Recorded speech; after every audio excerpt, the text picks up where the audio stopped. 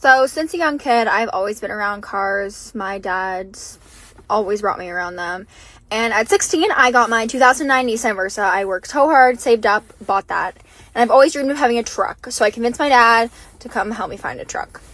Then I started working on cars with him because I needed some money. And I learned how to restore a 1971 Chevelle, which was fun. I enjoyed doing that. I learned a lot. And my dad is very particular, so I learned a lot about detail. Then I wanted a project car. So I bought my 1985 Camaro and saved up. And that is when I learned how to work on that car. And that became my project car. And this has been really fun to drive, fix up, and then I started getting bored of that, and I was like, I'm gonna go travel across the country. And then my truck blew up. So I spent a few weeks with my dad fixing up my truck, learning about taking care of it, and this is when I was going to travel out west for 2 months, living in the back of this truck.